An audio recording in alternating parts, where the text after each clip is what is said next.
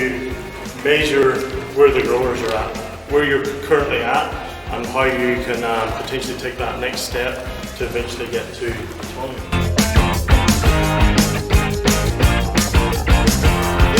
When we mention autonomy, some growers probably get a little retracted, a little panicked around that word. They think self-driving machine, but I just kind of wanted to make it more familiar and say, you know, like, autonomy is not just that self-driving tractor out in the fields spraying your summer crop or your summer weeds. Autonomy starts right down to the very simple of auto steer. You're no longer controlling that steering wheel. That is an autonomous feature in tractors that I'm hoping that everyone's more than familiar with. Autonomy also goes into rate control, variable rate, headland turning. All these features are part of autonomy.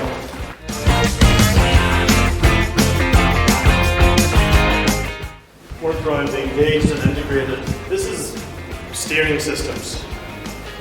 Your hydraulic steering systems, your electric steering systems, and then once you've got that, you're developed into the rate control. Not necessarily the same screen, but they are maybe providing GPS coordinates into each other and giving some data in there.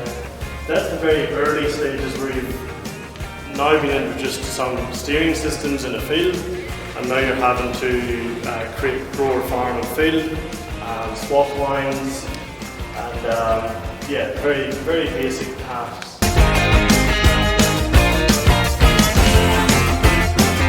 The secondary stage, that's where we start looking at more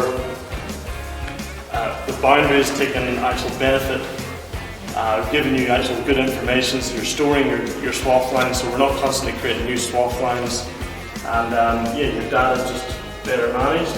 And that's where we start to look at field management systems such as Field Ops or the other competitors like Ops Center, where you can upload your data from your boundaries and your swath lines, and you can manage that from there.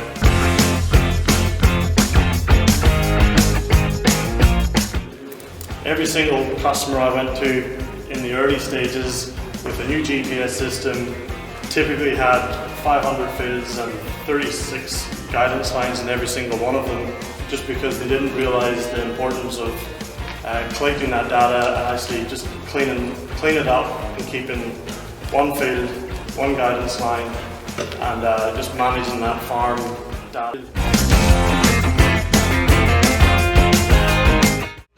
You can actually pull off stuff as harvest is being completed in paddocks, and you're turning that information out straight away and giving it back. So, you know, generating yield reports and then actually looking at the next year ahead. Easier now with Ops Center and Field Ops, and then third-party platforms like PCT gives you that option to look at multiple different sort of spatial data points and use that to make decisions on. So.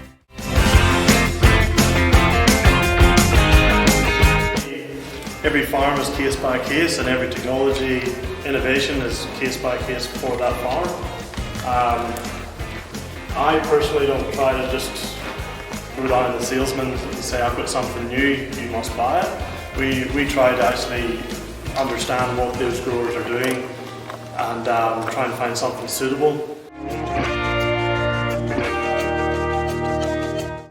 It's got to be case by case precision. And autonomy, sort of, yeah, there's no point diving headfirst into one thing if that's not the major constraint on your farm, essentially. So you need to have a good idea of what your operation is like, what your strengths and weaknesses are, and then find the product or the technology to help you fix, you know, your worst areas, essentially.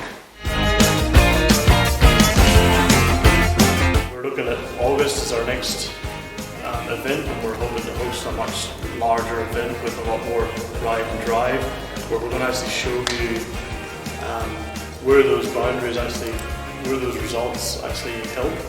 And we'll have new technology from CNH and others, showing you the capabilities of some innovation coming down the line.